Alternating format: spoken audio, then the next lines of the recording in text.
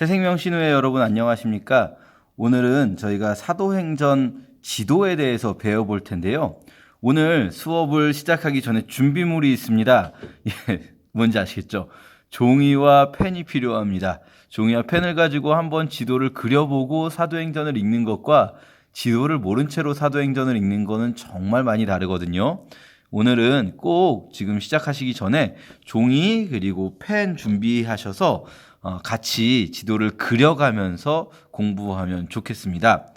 예, 저희가 볼 신약의 세계는요, 사실 복음서까지는 이스라엘이라는 작은 땅이었어요.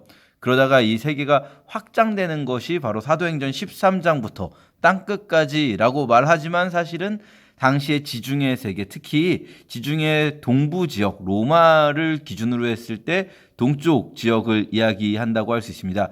지중해 서부 지역에는 이제 스페인이라든지 프랑스 같은 나라들이 있는데 사실 당시의 중심은 좀 더 동쪽에 있었다고 볼 수 있고요. 바울은 스페인까지 전도를 하고자 하였으나 저희 성경에서는 그 장면은 나오지가 않습니다. 자, 지중해 동부 세계를 그릴 때 가운데쯤에 그리스, 그리고 이쪽에 로마, 그리고 오른쪽에 동쪽에 터키가 있다고 볼 수 있거든요. 제가 한번 그려볼게요. 자, 터키 위쪽에는 흑해라는 바다가 있고요. 터키 이렇게 대충 그리겠습니다. 자, 쫙 여기 터키, 여기가 이제 지중해 바다인 거예요. 쫙 내려와서 여기 이제 아프리카 대륙이죠. 이 아래쪽은. 자, 아프리카 여기에 이제 이집트가 있습니다. 나일강, 나일 삼각지대가 있고요. 자, 이게 이제 좀 이런 식으로 아프리카 대륙이 있겠고요. 터키 흑해 쪽에 요 에게해라고 부르는 흑해로 들어가는 입구가 쬐끄맣게 있습니다. 사실 터키가 이렇게 크면 안 되거든요. 그런데 저희가 이제 오늘 주로 할 지역이 터키 쪽이기 때문에, 터키 그리스이기 때문에 좀 글씨를 제가 쓸 수 있도록 여백을 충분하게 크게 좀 그렸습니다. 뭐 이런 지도는 아마 대강 여러분이 아실 것 같아요. 자, 이제 그리스가 있습니다. 그리스는요, 이렇게 바다가 슉 들어가 있는 지역이 있습니다. 그리고 얇은 지형으로 연결되어 있는 이 부분이 펠로폰네소스 반도라고 해요. 세계사에서는 정말 중요한 곳인데 뭐 성경에선 펠로폰네소스 반도 이런 이름은 모르셔도 상관없습니다. 다만 이 지역을 펠로폰네소스 반도를 포함한 그리스 남부 지역을 성경에서는 아가야라고 부른다. 이 정도만 기억해 주시면 좋겠고요. 자, 여기 에게해가 이렇게 들어가 있다면 이쪽은 이렇게 또 바다가 좁게 돼 있어요. 왜일까? 여기 튀어나온 나라, 장화 모양 나라. 제가 너무 장화를 두껍게 그렸네요. 여기 이탈리아가 있죠. 자, 이렇게 이탈리아, 그리스, 터키 요 부분이 사실 이렇게 크면 안 되지만 원래 지도에서는 저희는 중요하게 볼 바울의 전도 여행 지도라고 할 수 있어요. 여기 이제 흑해 바다가 연결되어 있다고 할 수 있겠고요. 여기 요 땅을 지중해라고 하죠. 땅 가운데 땅으로 이렇게 둘러막힌 바다다 해서 지중해라고 합니다. 자, 이스라엘은 어디 있을까요? 이스라엘부터 출발해야겠죠. 요쪽에 이집트와 여기 이집트 그리고 이쪽에는 시리아가 있습니다. 우리 성경에서 여러분이 만약에 예전 성경을 읽으신다면 수리아라는 말로 번역이 돼 있어요. 저에게 좀 더 익숙한 건 시리아라는 지명이죠. 자, 이집트, 수리아 요 사이 여기에 지도를 보시면 이렇게 호수가 두 개가 있고 호수 둘 사이를 강이 지나고 있습니다. 요 강이 호수 두 개 사이에 지나는 요 강이 요단강이고요. 위에 있는 동그라미 호수가 갈릴리 호수, 아래에 있는 길쭉한 호수가 사해 바다입니다. 여기가 바로 이스라엘이에요. 자, 그리고 여기 이제 홍해가 있겠죠? 홍해 끝은 둘로 갈라져 있습니다. 여기 홍해 바다인데요. 한쪽은 아카바만, 한쪽은 그런 것까지는 아실 필요 없고요. 그냥 여기 이스라엘에서 사해의 끝선 부근에 동그라미를 하나 써주시면요. 여기가 예루살렘입니다. 자, 이스라엘 그리고 수리아, 이집트 저희가 이제 먼저 큰 지역 이름부터 볼게요. 이 터키 지역을 아나톨리아라고 보통 하는데요. 저희 성경에서는 아나톨리아라는 이름보다는 이 부분 나눠서 이쪽을 아시아, 이쪽에 갈라디아, 이쪽에 길리기아, 이쪽에 갑바도기아 이쪽에 본도, 뭐 비두니아 있지만 이런 것까지 다 아실 필요는 없습니다. 이런 것까지 다 아실 필요는 없고요. 적당히 아시아, 갈라디아, 길리기아 정도만 익숙해지시면 돼요. 이스라엘 쪽 이제 여기 위쪽으로는 레바논 혹은 베니게라고 부르는 지역이 있습니다. 페니키아 말하는 거예요. 베니게. 정말 콩글리시죠? 지금은 레바논이라는 나라가 있는 지역에 구약 시대에는 그 동네의 나라 이름이 아니고 지역 이름이 레바논이었고요. 레바논 지역의 나라 이름으로는 대표적으로 두로와 시돈이라는 도시 국가들이 있었어요.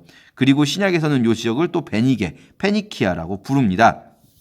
자, 그리고 그리스로 넘어가면요. 그리스는 지역을 크게 두 가지로 구분해서 윗동네를 마케도니아죠. 그런데 지금 현재 지도상에 보면 그리스 위에 마케도니아가 있는데요.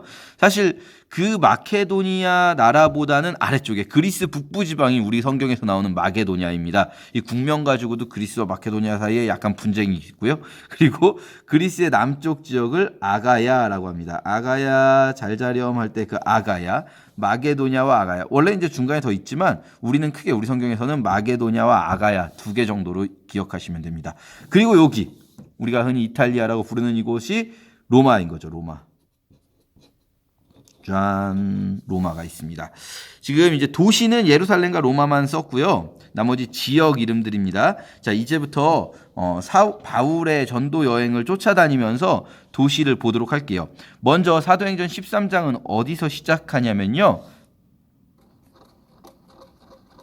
동그라미 치시고 안디옥 적으시면 됩니다. 제가 구분하기 위해서 이건 제가 실수했네요. 이렇게 하려고 했는데 도시 이름은 빨간색으로 쓸게요. 지명들과 구분하기 위해서 안디옥이라고 하는데요. 사실 이 안디옥을 보통 수리아 안디옥이라고 부를 때가 많습니다. 왜냐하면 이 안디옥이라는 이름은 안티오쿠스라는 사람이 자기네 이 왕조의 이름을 따서 이 왕들의 이름을 따서 지은 도시인데 문제는 여러 군데 지었어요. 그러다 보니까 그 지역마다 여기 수리아 안디옥 이런 식으로 부릅니다. 그리고 나중에 나오지만 여기 비시디아 안디옥도 있거든요. 이게 약간 유행이었던 것 같아요.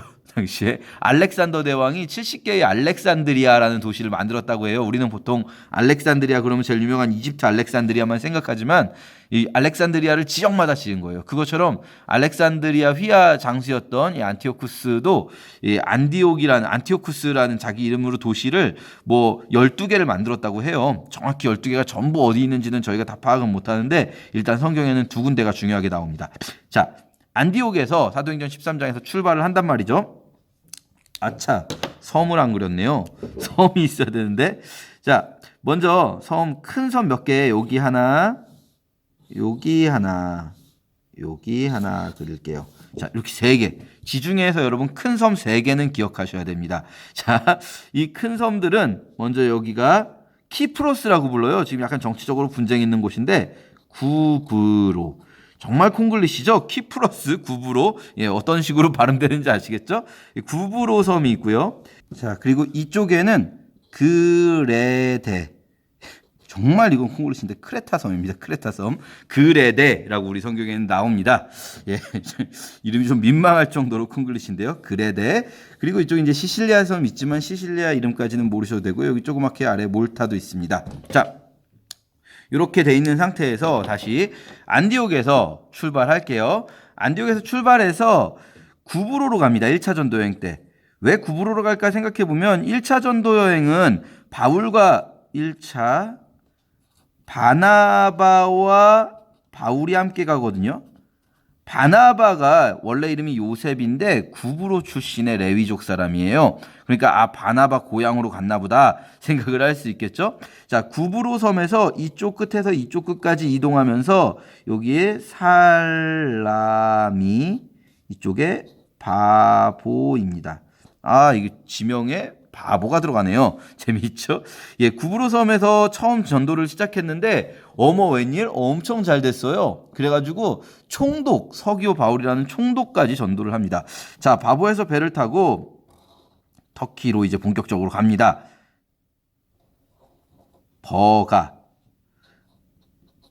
밤빌리아라는 지역의 버가입니다. 여러분 지명이 이렇게 도시 이름이 있고 그 도시를 둘러싼 지역이 있죠. 우리로 따지면 뭐 충청남도, 공주 이런 식으로 도가 있고 지명이 있고 그리고 그보다 더 큰 주 개념이 있습니다. 그래서 좀 헷갈리실 수 있어요. 자, 어쨌든 밤빌리아 버가에 갔다가 위로 쭉 올라가서 이쪽쯤에 안디옥이 또 있습니다. 아까 말씀드렸죠? 여기도 안디옥, 여기는 비시디아 안디옥이라고 보통 부릅니다. 여기서 한 번에 이렇게 훅 넘어가잖아요. 왜 여기 중간중간 도시들 안 들리고 훅 넘어갈까? 여러분이 이렇게 흰색 종이를 보면 안 보이지만 믿음의 눈으로 보면 여기에 터키 남쪽에는 거대한 산맥이 지나고 있거든요. 그러니까 이 산맥을 넘어갔다 생각하면 돼요. 그리고 바울은 중요한 도시들 중심으로 전도를 합니다. 이게 예수님하고 좀 다르죠. 예수님은 시골 지역에서 많이 활동하셨는데 바울은 거점 도시들을 중심으로 전도를 해요. 왜냐하면 바울은 그곳에 오래 머무를 수가 없고 뭐 몇 주 전도하고 이동하고 몇 주 뭐 며칠 전도하고 이동하고 이런 식이기 때문인 거죠. 자, 비시디아 안디옥에서 전도할 때 우리가 여기서 좀 기억해야 될 게 한 가지 있어요. 회당이라는 개념이에요. 회당. 바울이 회당에 들어가서 전도를 하는데 회당에는 누가 있냐면요. 유대인들과 및 하나님을 경외하는 사람들이 있어요.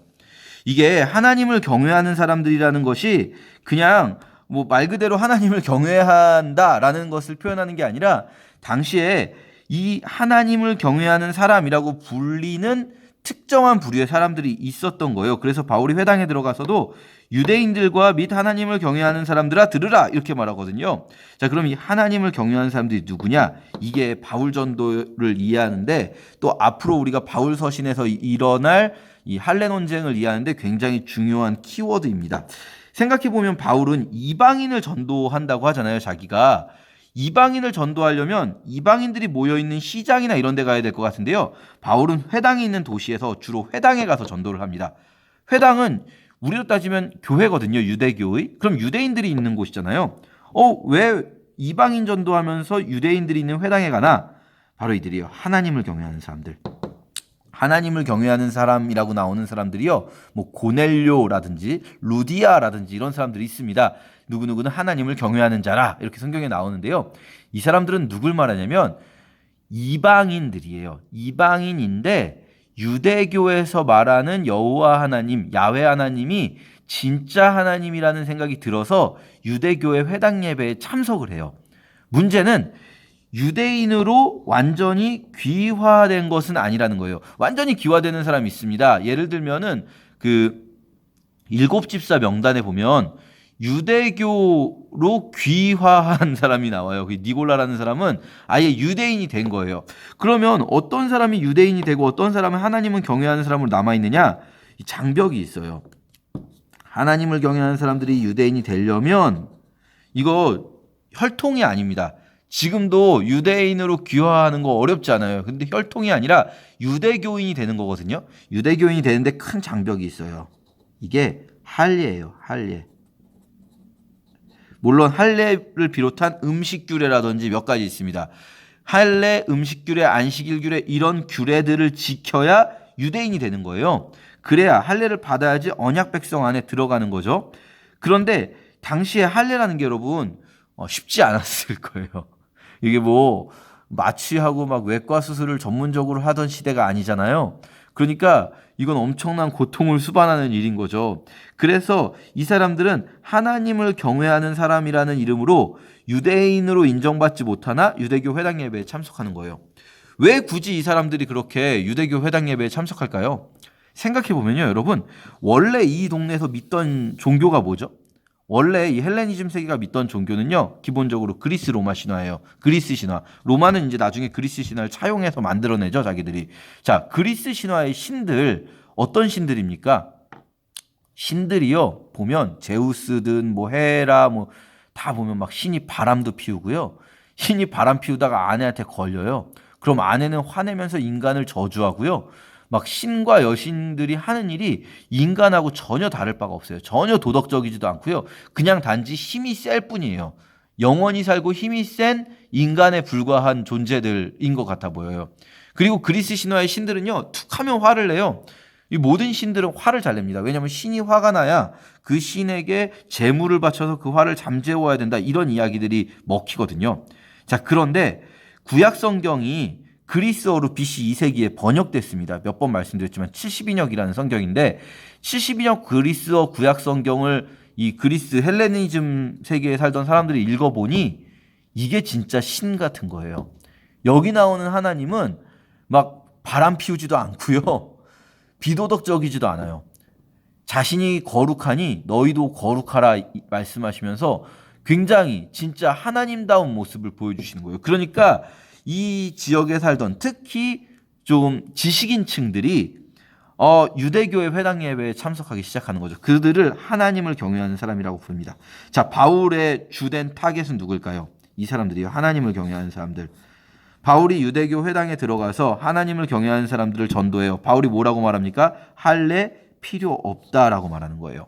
그러니까 이 사람들이 바울의 복음에 훅 넘어오는 거죠. 문제는 뭡니까? 이 유대인들, 회당의 지배 세력인 유대인들 입장에서 이 하나님을 경외하는 사람들은 말하자면 일종의 물주일 수도 있고, 이 사람들이 이 헬레니즘 세계의 지식인층들이기 때문에 부유한 사람들이 많겠죠. 물주들, 이런 표현 좀 그렇지만 물주들일 수도 있고, 그리고 또 이 사람들이 말하자면 잠재적 전도 대상자일 수 있는 거예요. 그런데 바울이 좀 저급한 표현을 쓴다면 교인 빼가기를 하고 있는 거죠. 그러니까 이 유대인들은 좋아할까요? 싫어할까요? 싫어해서 바울을 박해하는 거죠. 자, 이게 이 안디옥에서부터 이 패턴이 시작되는 거예요. 그래서 이 비시디아 안디옥에서 바울이 회당에서 전도하니까 하나님을 경외하는 사람들이 막 좋아해요. 막 귀부인들과 이 헬라인들이 막 좋아하면서 다음 주에도 와서 설교해 주세요. 그러는데 유대인들이 쫓아냅니다. 어쨌든 바울은 기뻐요. 그래서 이동합니다. 자, 비시디아 안디옥에서 나와서 여기 동그라미 3개를 미리 찍어 두시고요. 루가오니아 지방으로 가서 이고니온, 루스드라, 더베. 자, 이고니온 가서 전도하고 또 안디옥에서 온 유대인들 때문에 쫓겨나고 루스드라 가서 전도하고 돌 맞고 죽은 것 같았다가 쫓겨나고 더베로 가서 전도하고. 자, 여기까지가 1차 전도 여행입니다. 더베까지. 아마 이쯤 갔을 때 뭐 돈이 다 떨어졌을 수도 있겠어요. 그 다음 돌아옵니다. 거꾸로 더베 어디로 갈까요? 루스드라. 그 다음 이고니온. 그 다음 안디옥. 그 다음 버가에서 이쪽 아달리아로 가서요. 아달리아 가서 배 타고 수리아 안디옥으로 돌아옵니다. 이것이 1차 전도 여행 되겠습니다. 자, 2차 전도 여행은요, 똑같이 안디옥에서 출발하겠죠? 그런데 여기서 2차 전도 여행 팀이 달라집니다. 여러분 기억나십니까? 이거 복습을 하셨으면 그동안 잘 따라오셨으면 1차 전도 여행 때 사실 마가라 하는 요한, 바나바의 조카가 따라갔었어요. 수행원으로. 그런데 여기 버가에서 도망갔어요. 예루살렘으로. 그러니까 2차 전도 여행 갈 때 바나바는 마가라는 요한도 데리고 가고자 하는데 바울은 안 된다 그래요. 그래서 둘이 갈라져요. 바나바는 마가를 데리고 구브로 섬으로 가요. 원래 바나바의 고향이 구브로라고 말씀드렸었죠. 바울은 바울의 고향이 이쪽입니다. 길리기아 다소라는 곳이거든요.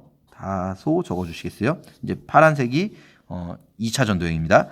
바울은 신라를 데리고 2차 전도 여행을 갑니다. 육로로 가는 거예요. 그래서 어디로 가냐면 더베로 가요.